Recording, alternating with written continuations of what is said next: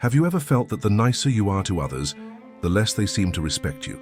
This painful and confusing feeling is more common than it seems.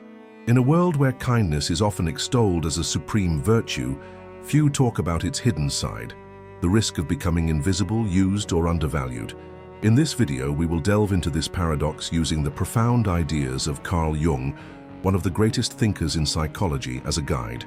You will understand why kindness, when misunderstood or misapplied, can end up attracting exactly the opposite of what you want: disrespect. But before we start, make sure you're already subscribed to the channel. That way, you won't miss any content that can help you grow, become stronger, and live more authentically. Now, it's important to say right away, the problem isn't being good. True kindness is a powerful force. What creates problems is when it's accompanied by fear, a need for approval, or an inability to set boundaries. When kindness becomes a mask to hide insecurities, it loses its power, and without realizing it, you may be teaching others not to value you. Carl Jung taught us that to be truly whole, we need to recognize and integrate not only our beautiful sides, but also our more uncomfortable sides, such as anger, assertiveness, and self-assertiveness. In this video, you'll learn how to balance your light and shadow so that you can be a good person, but also a respected person. Let's start by understanding the difference between authentic kindness and approval. Seeking kindness. This is the first step to reclaiming your personal power without losing your essence. Authentic kindness versus approval. Kindness. Before we get into the reasons why your kindness can generate disrespect, we need to understand something fundamental. Not all kindness is created equal. There is a huge difference between kindness that is born from authenticity and kindness that is born from the need to be accepted by others. Authentic kindness is kindness that comes from within, from a place of emotional safety and self-acceptance. You are kind because it reflects who you really are, not because you need to be seen a certain way. This kindness doesn't ask for anything in return, neither recognition nor approval. Approval-based kindness is different. It's actually an unconscious strategy to be accepted, loved, or validated. You act overly nice to avoid rejection or criticism. In Jungian terms, this is what we call a persona, the mask we construct to meet the expectations of the world around us. Carl Jung pointed out that the persona is necessary for life in society, but that when we identify too much with this mask, we disconnect from our true essence. The too nice person is often trying to be loved at any cost, but paradoxically, this attempt generates the opposite: lack of respect and even abuse. Imagine someone at work who accepts all the extra tasks without complaint. At first glance, this person seems extremely dedicated and kind, but what happens over time? Co-workers and superiors start to see this person as someone who always says yes, someone who can be overworked without consequences.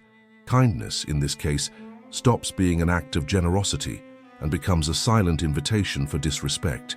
The big problem is that in order to maintain this image of goodness, many people hide their real emotions, do not express boundaries, and live repressing their own individuality. This creates enormous internal tension. Jung said that what we repress does not disappear. It only manifests itself unconsciously. In other words, this forced kindness will end up generating resentment, frustration, and in some cases, emotional outbursts that seem out of nowhere. To reverse this process, the first step is recognition. Ask yourself honestly, is my kindness a natural expression of who I am, or is it just a shield to be accepted? Answering this question may be uncomfortable, but it is absolutely liberating. If your kindness comes from a fear of rejection, know that you are not alone. Many of us were taught from a young age that in order to be loved, we need to please everyone. But the truth is that genuine love and respect only blossom when we are authentic, not when we sacrifice ourselves to fit in with other people's expectations. The good news is that true kindness, the kind that is firm, confident, and authentic, is deeply respected by others. When you are kind but also able to say no calmly, you not only preserve your integrity, but you also teach others how you want to be treated. So before you move on, pause and reflect. Where does your kindness come from? From your essence or from your fear? This initial clarity will be essential for you to make the most of the following reflections. Now that we understand this vital difference, we can dive into the first specific reason why misplaced kindness attracts disrespect: a lack of clear boundaries. Let's understand why this happens and how to correct this dynamic without losing your kindness. Reason 1. You don't set clear boundaries.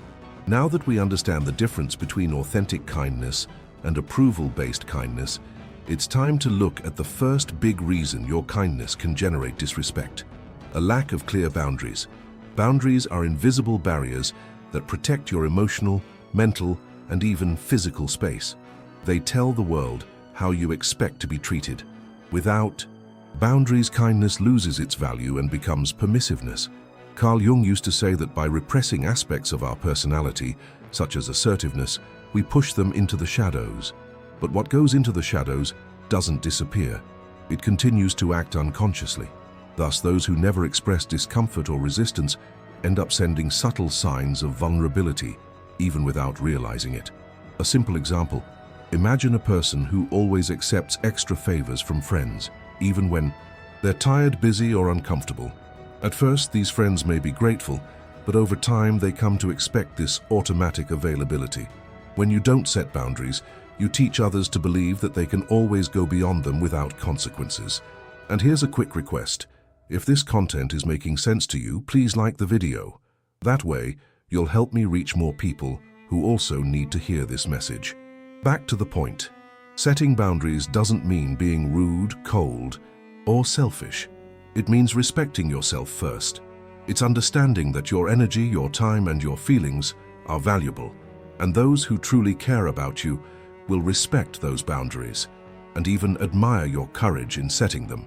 Jung said that the path to individuation, that is, to becoming who we really are, involves recognizing and integrating our natural instincts. The instinct for self-protection is one of them.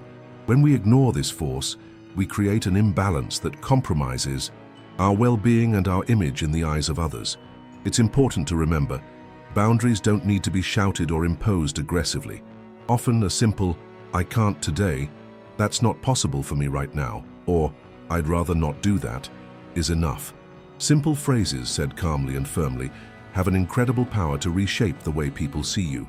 Another important point: setting boundaries is uncomfortable at first, especially for those who have spent years living to please others. But this initial discomfort is a small price to pay for the freedom, respect, and peace that come later. Over time, setting boundaries becomes second nature, and you'll find that the relationships that are truly worthwhile grow even stronger. Now that we understand the importance of boundaries, let's move on to the next reason: the impact of hiding your true opinions. This is a silent trap that undermines respect without you even realizing it. We'll talk about it next. Reason 2. You hide your true opinion. The first way to lose respect is to not set boundaries. The second, equally dangerous, is to hide your true opinion to avoid conflict or displeasing others. When you don't express what you really think, you are unwittingly telling the world that your ideas and feelings don't matter.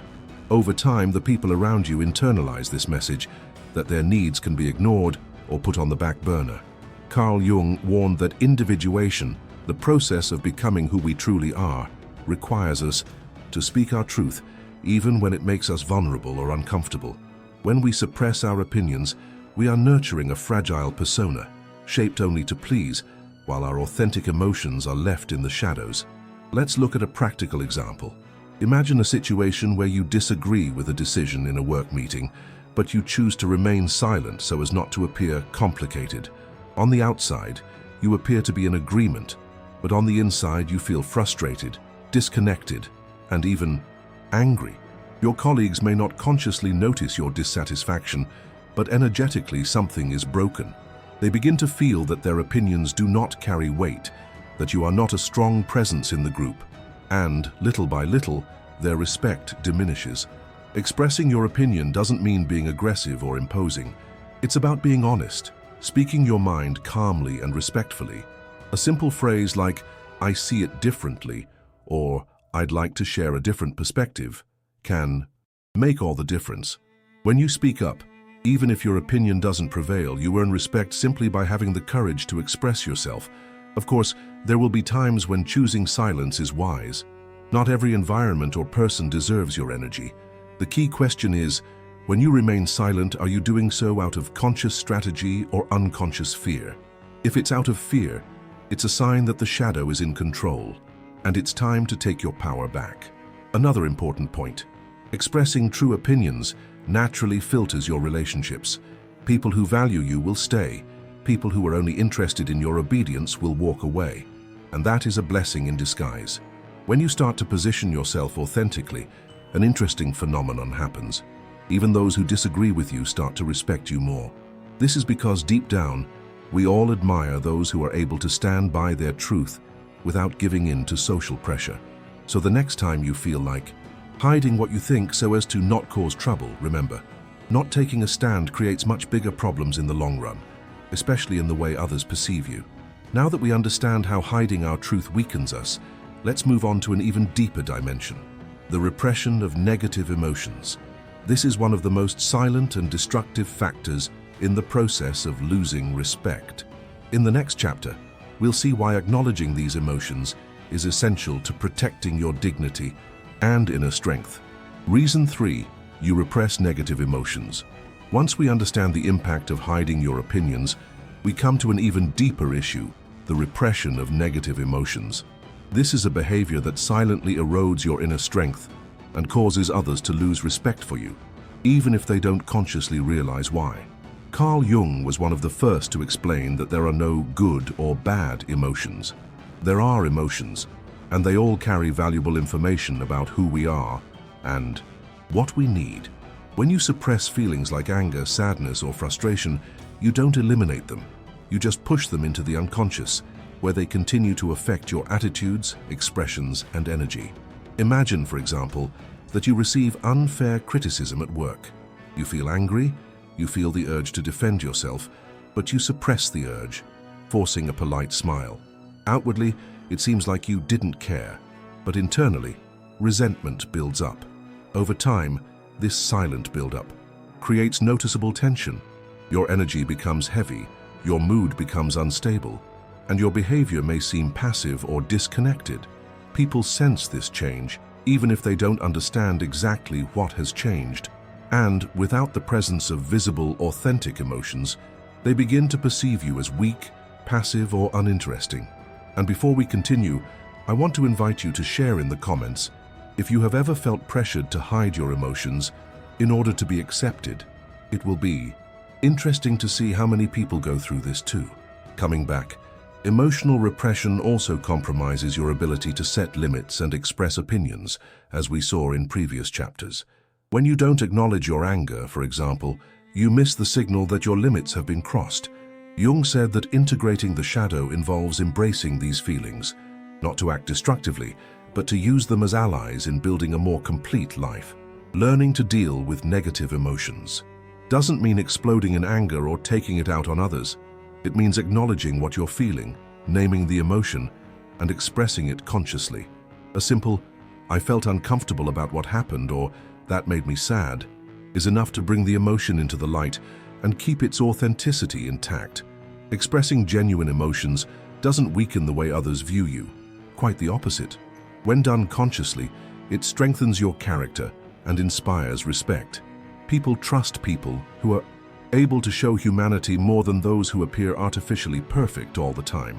So the next time you feel angry, sad, or frustrated, allow yourself to acknowledge what's alive inside you. Take a deep breath, name the emotion, choose the best way to express it, but don't stifle it. Your strength lies in being whole, not in being immune.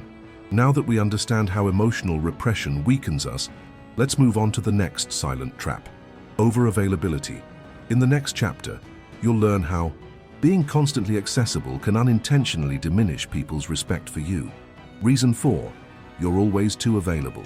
Now that we understand how suppressing emotions can weaken your presence, let's talk about another subtle but extremely powerful behavior that undermines the respect you receive: over-availability.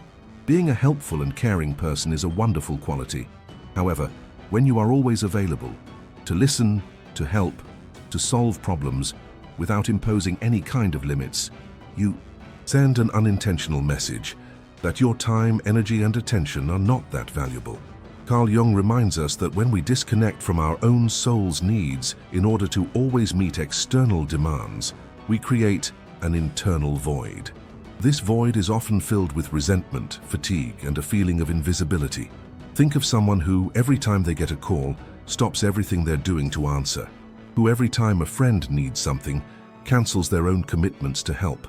At first, this person is seen as incredibly generous, but as time goes on, their generosity begins to be taken for granted, and what was once admiration turns into automatic expectation. The problem is not helping.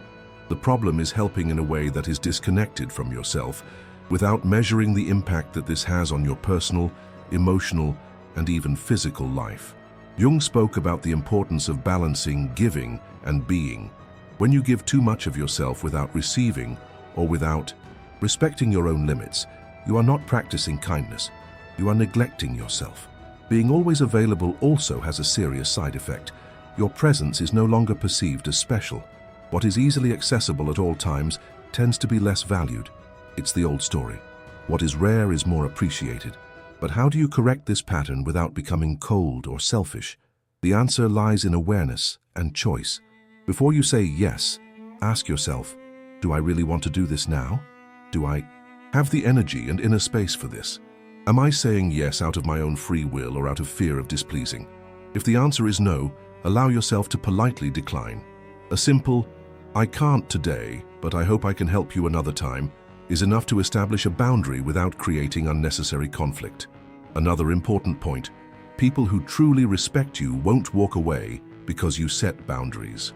On the contrary, they will learn to value your time and energy even more. This change may feel uncomfortable at first, especially if you've always been the problem solver in your group, but in the long run, it creates much healthier, more balanced and respectful relationships. So remember, your energy is precious. The world doesn't need you exhausted, bitter or invisible. It needs you whole, present and authentic. Now that we've covered the trap of over-availability, let's move on to an even more critical issue, the role of self-respect. In the next chapter, we'll explore why the respect you receive from the world necessarily begins with the respect you show yourself. Reason 5. You don't show self-respect. Having understood the impact of over-availability, it's time to touch on the most profound issue of all, self-respect. The respect you receive from others is, more often than not, a direct reflection of the respect you show yourself. Carl Jung said that the way we see ourselves internally determines the way the world sees us externally.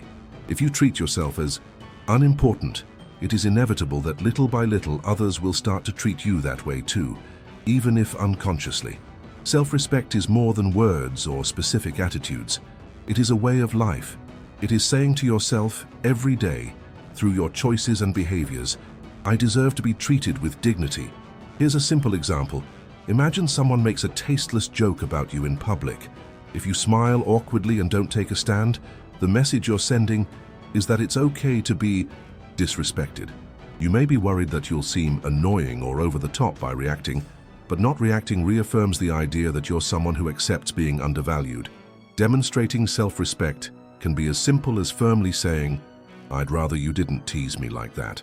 Small statements like these build an internal and external image of someone who knows their worth.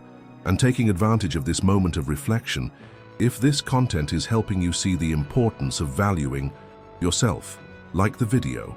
This strengthens the channel and helps this message reach more people who also need to hear it. Coming back, self-respect also involves taking care of your own emotional, physical, and energetic limits.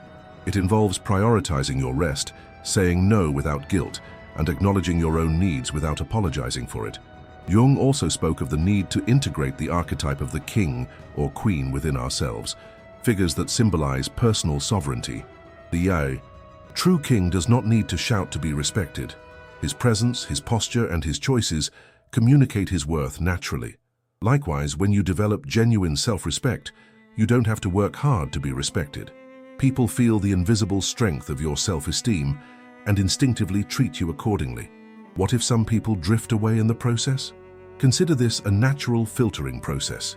Relationships based on devaluation have no place in the life of someone who has decided to respect themselves The transformation that happens when you start acting from a place of self-respect is profound. Not only do you gain the respect of others, but you also live with more ease, clarity, and authenticity. Now that you understand the power of self-respect, we're ready to wrap up this journey. In the next chapter, we'll summarize everything we've learned and outline a clear path for you to become a good, respected person, without having to compromise your true self. Kindness with respect. We have reached the end of this journey. Throughout the chapters, we have seen that the problem was never being a good person. It was how that goodness is expressed in the world. Being genuinely good is a rare and powerful virtue, but without boundaries, without expressing your truth, without acknowledging your emotions, without taking care of your energy, and without showing self-respect, goodness loses its power and gives way to disrespect. Let's quickly recall what we explored. Authentic kindness versus approval kindness. The importance of acting from essence rather than fear. Lack of clear boundaries. How no protects the value of your yes. Hiding opinions. The danger of silencing your truth. Emotional repression. The need to embrace your emotions in order to live with integrity. Excessive availability.